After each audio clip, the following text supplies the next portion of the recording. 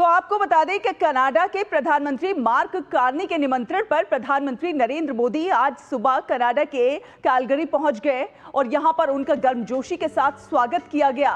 2 दिन की यात्रा के दौरान पीएम मोदी कैनाडास्कस में हो रहे G7 समिट के आउटरीच सत्र में शामिल होंगे। इस दौरान कनाडाई समकक्ष मार्क कार्नी समेत अन्य वैश्विक नेताओं के साथ द्विपक्षीय बैठक करेंगे। ये छठी बार है जब पीएम मोदी इस वैश्विक मंच पर भारत का प्रतिनिधित्व करेंगे। जब दुनिया के 7 सबसे ताकतवर देशों के नेता यहां रॉकी माउंटेन्स ऑफ अल्बर्टा में मिले तो युद्ध G7 के एजेंडे को डोमिनेट करता रहा। सिर्फ यूक्रेन और रूस के बीच में चलता हुआ युद्ध ही नहीं, अब इजराइल और ईरान के बीच में जो ऑनगोइंग कॉन्फ्लिक्ट है वो एजेंडे पे छाया रहा। G7 सम्मेलन को लेकर कनाडा के नवनिर्वाचित प्रधानमंत्री मार्क कार्नी चाहते हैं कि सदस्य देश वैश्विक शांति और सुरक्षा, क्रिटिकल मिनरल सप्लाई चेन, रोजगार सृजन जैसे मुद्दों को लेकर सकारात्मक चर्चा करें। लेकिन G7 में पश्चिमी एशिया में जारी संघर्ष और रूस यूक्रेन का संघर्ष हावी रहने वाला है। Der Fortschritt des Irans. This issue, Iran-Israel conflict, will be very high on the agenda of the G7 summit. Am Freitag militärische Ziele. सदस्य देश जारी संघर्ष को खत्म करने को लेकर एकमत नहीं है। वो सिर्फ तनाव को कम करने को लेकर एक संयुक्त बयान जारी करने पर सहमत है। ऐसे में कनाडा संयुक्त बयान के बजाय अध्यक्षीय विवरण जारी करने की कोशिश में है। वहीं G7 के आउटरीच कार्यक्रम में भारत, यूक्रेन, मैक्सिको, ऑस्ट्रेलिया, दक्षिण अफ्रीका, ब्राजील जैसे देश 17 जून को हिस्सा लेंगे। प्रधानमंत्री नरेंद्र मोदी अपनी 3 देशों की यात्रा के दूसरे पड़ाव में कनाडा में वे G7 देशों व अन्य देशों के साथ साथ वैश्विक संस्थाओं के प्रमुखों के साथ वैश्विक मुद्दों, सुरक्षा, ऊर्जा, तकनीकी विकास और नवोन्मेष को लेकर अपने विचार साझा करेंगे। ये छठवीं बार है जो भारत को गेस्ट कंट्री का आमंत्रण मिला है। ये दिखलाता है कि भारत कितना महत्वपूर्ण है आज की तिथि में दुनिया में। दूसरी बात, G7 के अंदर ही काफ़ी वार्तालाप होगी, काफ़ी चर्चा होगी उन विषयों पर जो आज हमारे लिए बहुत महत्वपूर्ण हैं, बहुत ज़रूरी हैं, जैसे कि आर्टिफिशियल इंटेलिजेंस हो गया, ऊर्जा की सुरक्षा हुई, इंटरनेट ऑफ थिंग्स हो गया, क्वांटम हो गया इत्यादि। इसके अलावा प्रधानमंत्री नरेंद्र मोदी कई द्विपक्षीय बैठकों में भी शिरकत करेंगे।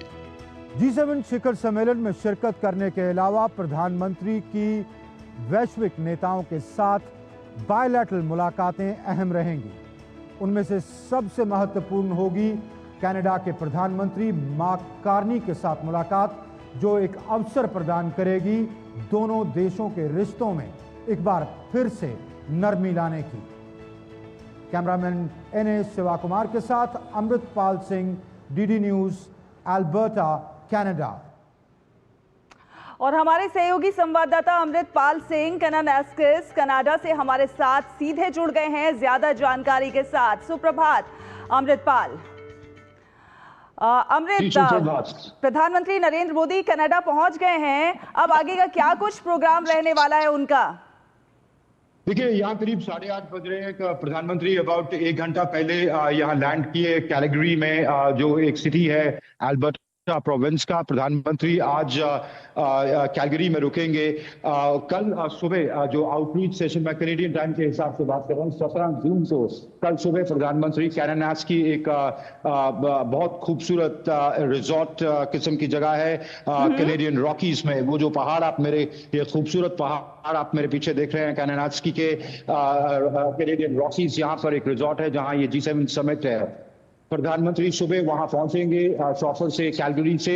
वहां स्टार्टिंग में एक ग्रुप फोटो होगी G7 लीडर्स के साथ, और जो तमाम इनवाइटेड आउटरीच कंट्रीज हैं जिसमें Bharat, Mexico, Brazil, south Africa, Ukraine के मुल्कों के जो सरबराह हैं उनको आमंत्रित किया है मार्क कार्नी, यहाँ के प्रधानमंत्री, कनाडा के प्रधानमंत्री ने। ग्रुप फोटो के बाद वो एक आउटरीच सेशन में जाएंगे जहां प्रधानमंत्री इंटरवेंशन करेंगे। प्रधानमंत्री की इसके अलावा कई बायलैटरल या द्विपक्षीय मुलाकातें हैं जो प्रधानमंत्री अलग अलग मुल्कों के सरबराहों से मुलाकातें करेंगे, जिसमें चांसलर फ्रेडरिक मर्ज, जो मेक्सिको की राष्ट्रपति हैं क्लॉडिया शॉनबॉम, यूक्रेनियन प्रेसिडेंट हैं, सदर हैं यूक्रेन के वोलोदिमीर ज़ेलेंस्की, कनाडा के जो प्रधानमंत्री हैं मार्क कार्नी, उनके साथ मुलाकात होगी। तो ये बायलैटरल मुलाकात प्रधानमंत्री का कल ये कार्यक्रम रहेगा। शाम को प्रधानमंत्री अपना दौरा कनाडा का खत्म करेंगे और अगली लेग जो क्रोएशिया है उसके लिए जाएंगे। जी शैला। अमृत, इस G7 सम्मेलन में क्रिटिकल मिनरल सप्लाई चेन, रोजगार सृजन जैसे मुद्दों को लेकर सकारात्मक बात हो सकती है, तो वहीं G7 सम्मेलन में वैश्विक शांति और सुरक्षा भी मेन फोकस रहने वाला है। एक तरफ जहां पश्चिम एशिया में जारी संघर्ष, रूस यूक्रेन का संघर्ष एक बड़ा मुद्दा है, तो वहीं इजराइल और ईरान के बीच जिस तरह से संघर्ष बढ़ता जा रहा है वो भी एक बड़ा चिंता का विषय है। और ऐसे में देखने वाली बात यह होगी कि सदस्य देश इन चिंताओं का क्या कुछ समाधान निकालते हुए नजर आ रहे हैं। देखिए, अगर कारगिल साहब की चलती तो वो यही एजेंडा जो आप कह रही हैं, critical minerals, AI, counter terrorism, non interference in internal matters of other countries, ये मुद्दे रखते, क्योंकि आप जानती हैं कि G7 एसेंशियली एक इकोनॉमिक फोरम की तरह शुरू हुई थी। ठीक है, जो दुनिया के प्रेसिंग इश्यूज हैं, पर अब क्योंकि ईरान इजराइल की जंग का मसला इतना बढ़ गया है कि दोनों ही मुल्क इस बार सभी मुल्कों के लिए ये एक बड़ी चिंता की बात है और G7 पर भी इसका असर पड़ रहा है। ये मुद्दा छाया हुआ है G7 पर क्लियरली। तो ये क्लियर है कि दोनों के इस समिट में जो इजराइल हमास की जो वेस्ट एशिया में या पश्चिम एशिया में संघर्ष चल रहा है वो छाया रहा। ये एक्सपेक्टेड है कि कल भी छाया रहेगा। अब इंटरनल डिविजन्स हैं G7 के बीच में भी। डोनाल्ड ट्रंप साहब यहाँ से रवाना हो चुके हैं मिडवे समिट को छोड़कर। डोनाल्ड ट्रंप ने साफ कर दिया था कि डोनाल्ड ट्रंप इजराइल को बैक करते हैं। हालांकि बाकी जो वेस्टर्न मुल्क हैं उनका रवैया अलग है। इवन यूक्रेन रूस को वोलोदिमीर ज़ेलेंस्की जैसे मैंने बताया यहाँ इनवाइटेड हैं, पर डोनाल्ड ट्रंप ने तो यहाँ तक कह डाला कि आप रूस को अगर G8 से ना निकालते तो ये नौबत ही ना आती। और उन्होंने तो बराक ओबामा और जस्टिन ट्रूडो पर इल्जाम लगा दिया कि इनकी वजह से रशिया को बाहर का दरवाजा दिखाया गया। इसी बीच अमृतपाल, एक खबर ये भी है कि ट्रंप ने तेहरान खाली करने की सलाह दे डाली है, इसे कैसे देखा जाए? इजराइल को बैक कर रहे हैं और कह रहे हैं कि देखें ये वॉर टू द फिनिश होगी और क्लियरली ये जंग चलेगी और इजराइल का यहाँ पर राइट है इस पर वो इजराइल को बैक कर रहे हैं। डी एस्केलेशन, जहां बाकी मुल्क डी एस्केलेशन की अपील कर रहे हैं, डोनाल्ड ट्रंप ने मना कर दिया जॉइंट कम्युनिके पर साइन करने को कि वो क्लियरली कह रहे हैं कि this will be a fight to the finish. तो डोनाल्ड ट्रंप पर जिस तरह के उनका स्वभाव है वो आज के वो मैक्सिमलिस्ट पोजीशंस लेते हैं, तो ये भी देखा जा रहा है हो सकता है इसका मतलब एक मैक्सिमलिस्ट पोजीशन है कि तेहरान बैक डाउन करे और नेगोशिएशन करे। क्योंकि एक दिन पहले वो कह रहे थे कि I am pretty confident that deal can be brokered। दूसरे दिन कह रहे हैं कि वापस आ जाए टेबल पे, नहीं तो फिर इजराइल खत्म कर देगा, मर्जी आपकी है। तो ट्रंप साहब का ये एक रवैया है, ये उनका एक स्वभाव है, वो धमकी देते हैं और फिर नेगोशिएट करते हैं। जी चलिए, जिस तरह से भारत को इस सम्मेलन में विशेष अतिथि के रूप में आमंत्रित किया गया है, ये कहीं ना कहीं वैश्विक मंच पर जिस तरह से भारत का कद लगातार बढ़ता जा रहा है उसको कहीं ना कहीं दर्शाता है। G7 शिखर सम्मेलन में वैश्विक आर्थिक स्थिरता और भू राजनीतिक तनाव जैसे मुद्दे तो प्रमुख हैं ही, वहीं साथ ही साथ AI का जिस प्रकार से उपयोग किस प्रकार से किया जाए, इसे लेकर भी इसमें बातचीत हो सकती है, चर्चा हो सकती है। प्राइम मिनिस्टर की इंटरवेंशन क्लियरली इसी पर होगी। आर्टिफिशियल इंटेलिजेंस, क्वांटम, इनको कैसे यूज किया जाए आपकी डेवलपमेंट के लिए। दूसरा, एनर्जी सिक्योरिटी। एनर्जी सिक्योरिटी आज जब आपकी ग्लोबल सप्लाई चेन्स डिसरप्टेड है, जब आपका West Asia is mired in a crisis, तो आपको इस बारे में सोचना पड़ेगा। तो प्रधानमंत्री का इस पर जोर रहेगा कि अगर आपको एनर्जी सिक्योरिटी करनी है, अगर आपको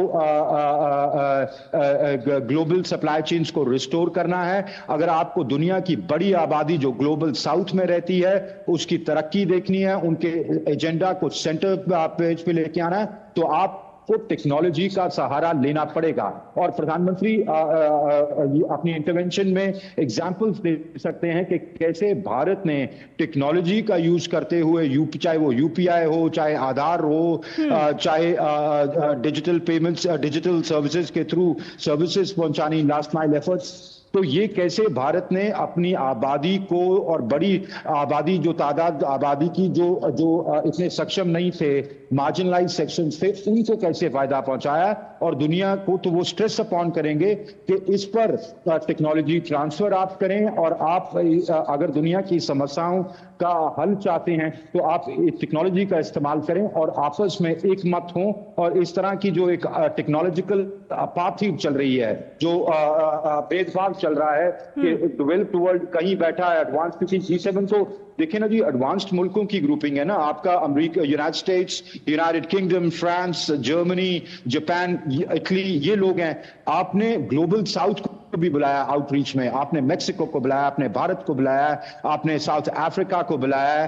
तो आप इनको अगर एक टेक्नोलॉजिकल डिवाइड लेके चलेंगे तो आप दुनिया की समस्याओं का हल नहीं कर पाएंगे। तो प्रधानमंत्री का इस पर जरूर जोर रह सकता है अपनी इंटरवेंशन में कल। बिल्कुल, और जिस तरह से एआई के संभावित खतरों को, टेक्नोलॉजी के इस्तेमाल के संभावित खतरों को लेकर बहुत सारे लोग चिंता में हैं, तो वहीं बहुत सारे लोग इससे विकास की राह अग्रसर होते हुए भी देख रहे हैं। और प्रधानमंत्री नरेंद्र मोदी का जो विजन है वो इसमें विकास देखने का ही है। टेक्नोलॉजी के इस्तेमाल से किस प्रकार से और ज्यादा तरक्की की जा सकती है उसे देख रहे हैं। वहीं कहीं ना कहीं जो है, जो एनवायरनमेंट है उसे लेकर भी, ग्रीन एनर्जी लेकर भी बात हो सकती है। और ग्रीन एनर्जी लेकर भी हमने देखा है कि प्रधानमंत्री नरेंद्र मोदी का विजन साफ है, और इसको लेकर भारत में जिस तरह के प्रयास है, कहीं ना कहीं भारत की जो ग्रोथ, जो स्टोरीज हैं उसको भी दुनिया के समक्ष रखने का मौका मिलेगा।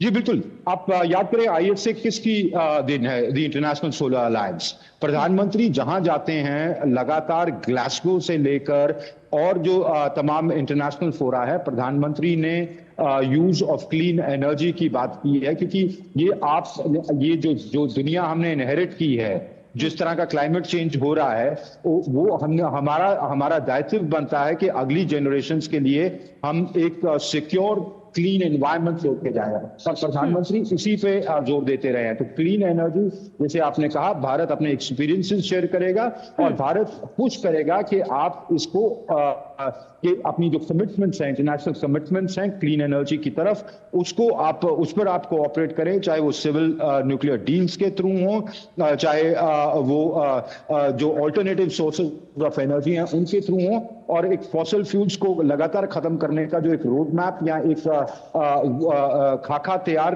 करके अपनी कमिटमेंट्स करें। और सिर्फ केवल क्लाइमेट चेंज को लेके बातों का वक्त निकल गया है। जिस तरह का टेम्परेचर राइज हो रहा है, अगर आपको इसको अरेस्ट करना है तो आपको अब ये वक्त आ गया कि इसको आप अफेक्ट करना या इंप्लीमेंट करना शुरू कर दें। चलिए अमृत, तो बहुत विस्तार से आपने तमाम बातें और प्रधानमंत्री के अपडेट जो है हमारे दर्शकों से साझा की है। आगे भी आपसे पल पल की अपडेट लेते रहेंगे। फिलहाल बहुत धन्यवाद तमाम अपडेट साझा करने के लिए।